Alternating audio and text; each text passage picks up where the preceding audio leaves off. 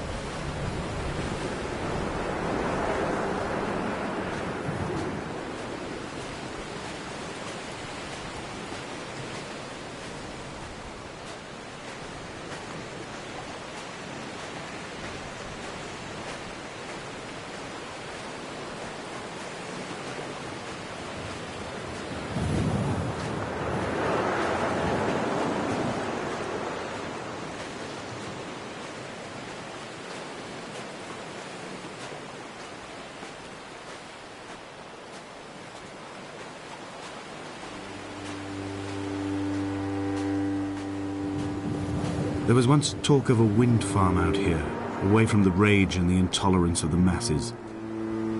The sea, they said, is too rough for the turbines to stand. They clearly never came here to experience the becalming for themselves.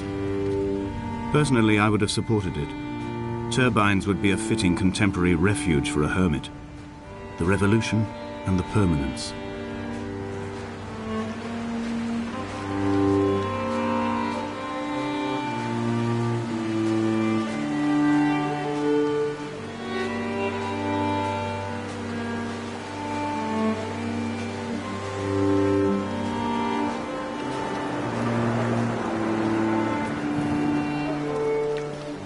Dear Esther, I found myself to be as featureless as this ocean, as shallow and unoccupied as this bay, a listless wreck without identification. My rocks are these bones, and a careful fence to keep the precipice at bay. Shot through me caves, my forehead a mount. This aerial will transmit into me so. All overexposed, the nervous system, where Donnelly's boots and yours and mine still trample. I will carry a torch for you. I will leave it at the foot of my headstone. You will need it for the tunnels that carry me under.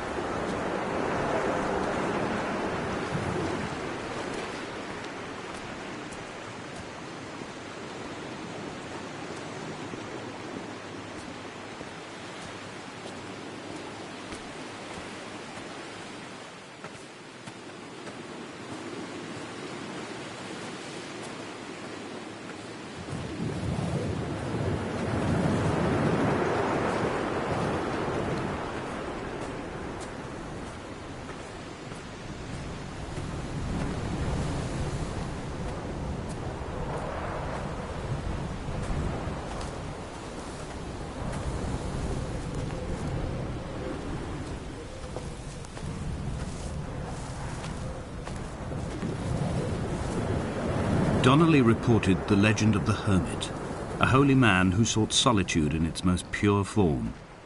Allegedly, he rode here from the mainland in a boat without a bottom, so all the creatures of the sea could rise at night to converse with him. How disappointed he must have been with their chatter.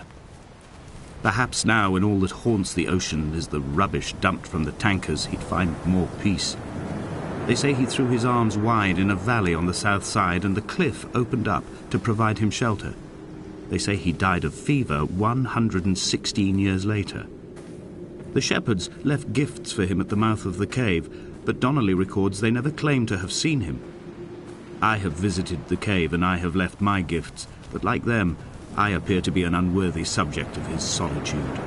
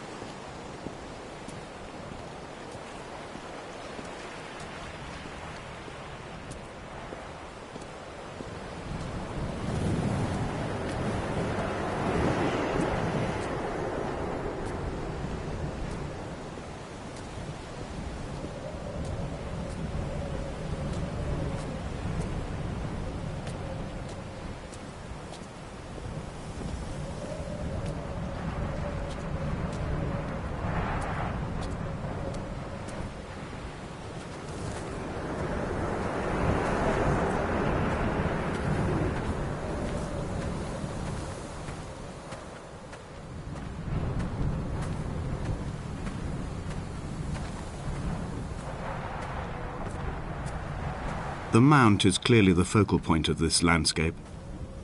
It almost appears so well placed as to be artificial. I find myself easily slipping into the delusional state of ascribing purpose, deliberate motive to everything here. Was this island formed during the moment of impact?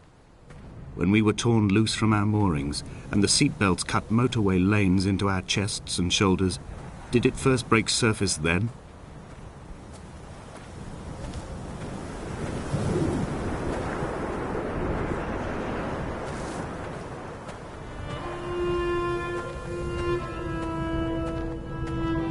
When someone had died or was dying, or was so ill they gave up what little hope they could sacrifice, they cut parallel lines into the cliff, exposing the white chalk beneath. You could see them from the mainland or the fishing boats, and know to send aid or impose a cordon of protection, and wait a generation until whatever pestilence stalked the cliff paths died along with its hosts. My lines are just for this: to keep any would-be rescuers at bay. The infection is not simply of the flesh.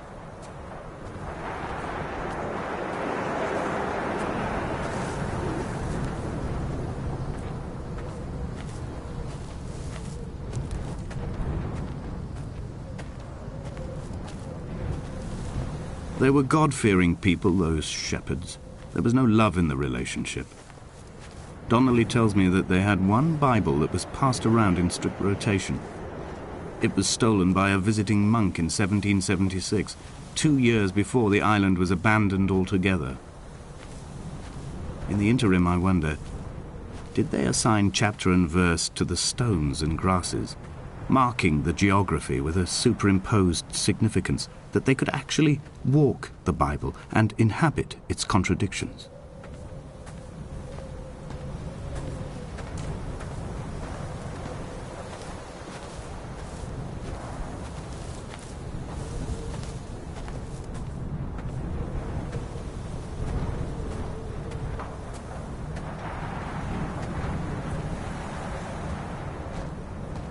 Dear Esther, I met Paul. I made my own little pilgrimage. My Damascus, a small semi-detached on the outskirts of Wolverhampton. We drank coffee in his kitchen and tried to connect to one another. Although he knew I hadn't come in search of an apology, reason or retribution, he still spiraled in panic, thrown high and lucid by his own dented bonnet. Responsibility had made him old. Like us, he'd already passed beyond any conceivable boundary of life. I would leave you presents outside your retreat in this interim space between cliff and beach. I would leave you loaves and fishes, but the fish stocks have been depleted and I've run out of bread. I would row you back to your homeland in a bottomless boat, but I fear we would both be driven mad by the chatter of the sea creatures.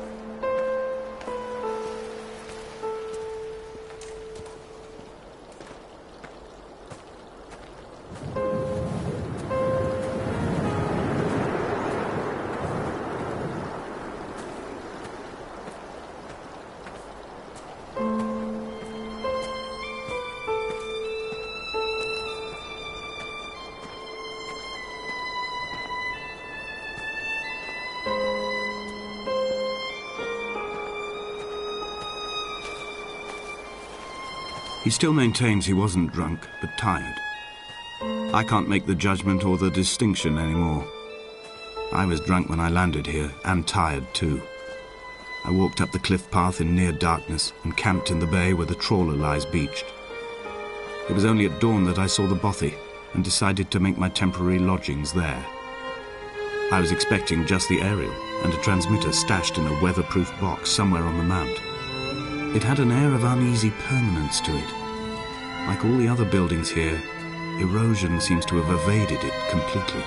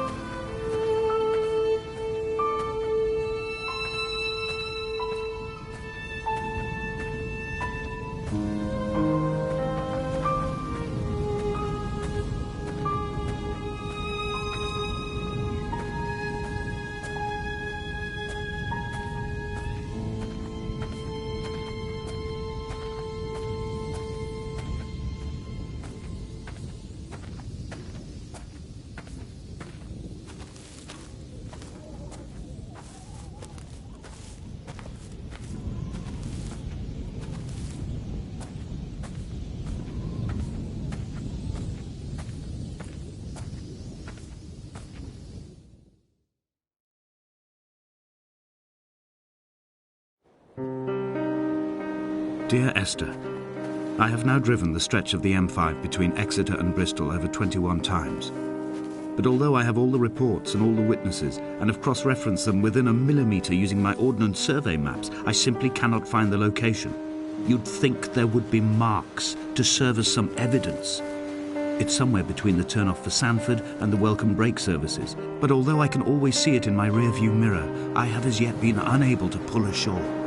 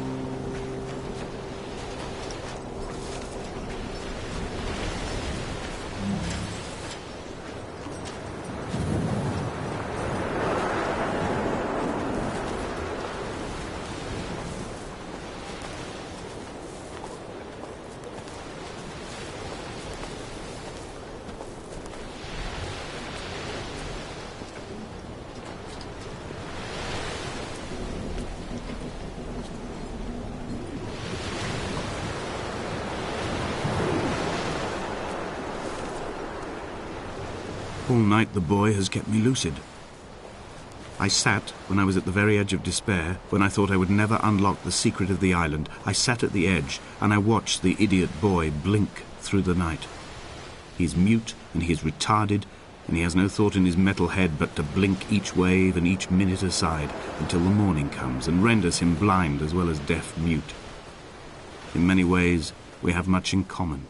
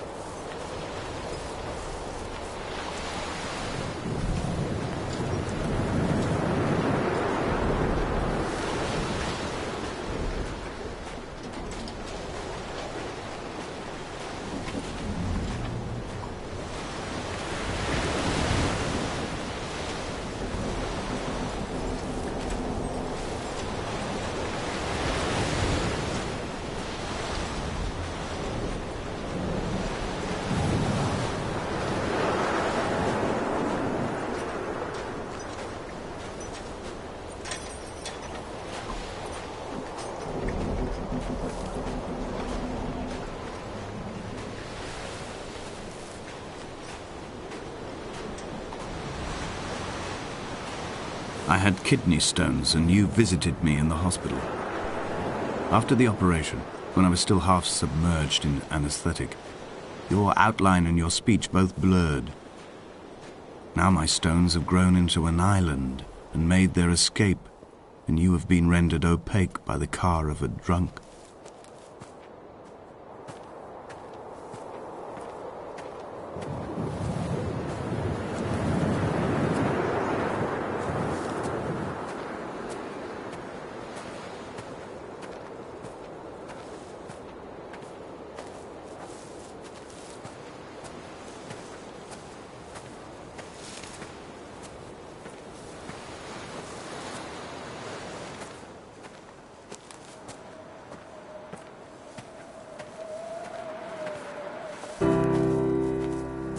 I've begun my ascent on the windless slope of the western side.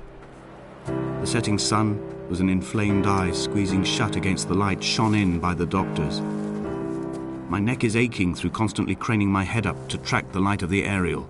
I must look downwards, follow the path under the island to a new beginning.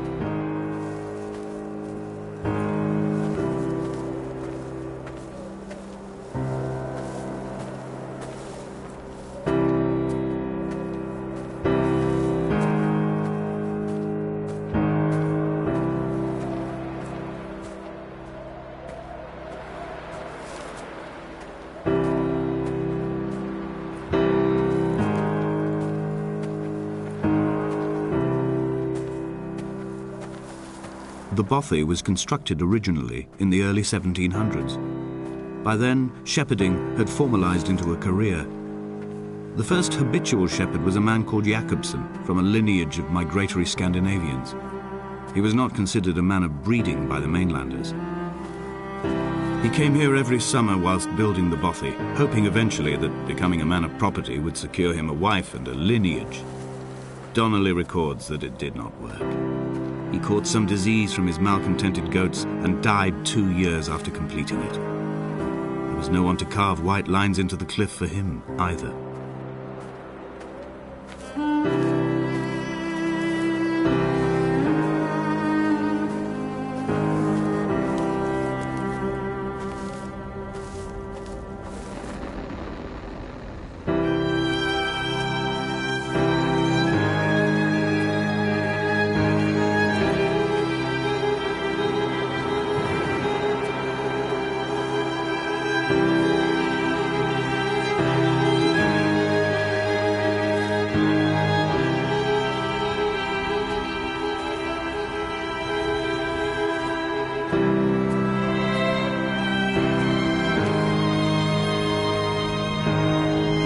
Is landfill. These false dawns waking into the still never light. I sweat for you in the small hours and wrap my blankets into a mass. I have always heard the waves break on these lost shores, always the gulls forgotten. I can lift this bottle to my ear, and all there ever is for me is this Hebridean music.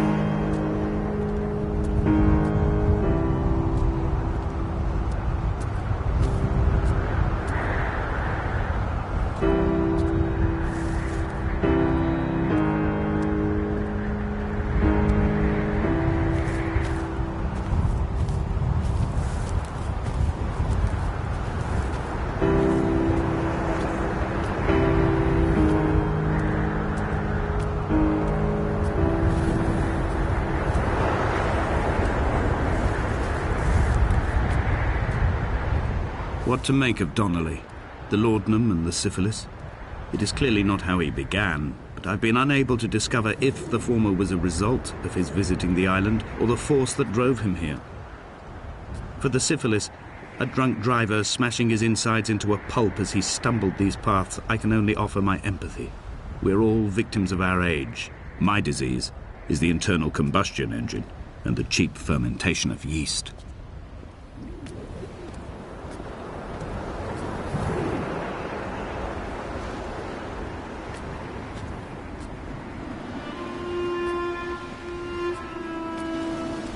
They found Jakobsen in early spring. The thaw had only just come. Even though he'd been dead nearly 7 months, his body had been frozen right down to the nerves and had not even begun to decompose. He'd struggled halfway down the cliff path, perhaps looking for some lost goat, or perhaps in a delirium, and expired, curled into a claw right under the winter moon. Even the animals shunned his corpse. The mainlanders thought to bring it home unlucky. Donnelly claims they dragged it to the caves to thaw out and rot, but he is proving an unreliable witness.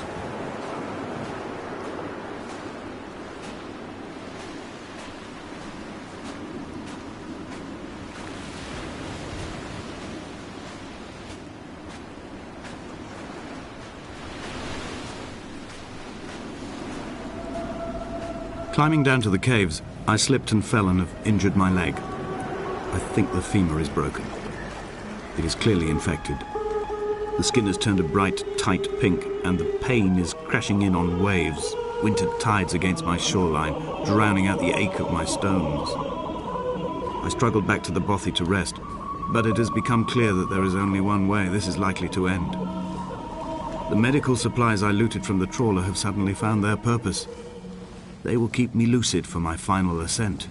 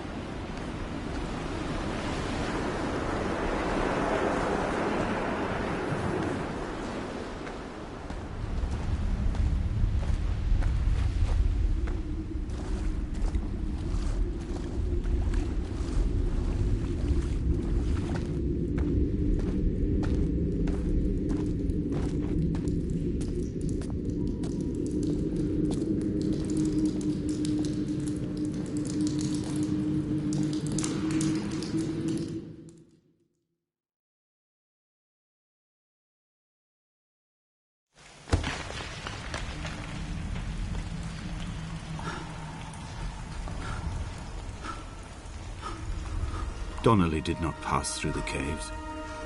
From here on in, his guidance, unreliable as it is gone from me. I understand now that it is between the two of us, and whatever correspondence can be drawn from the wet rocks.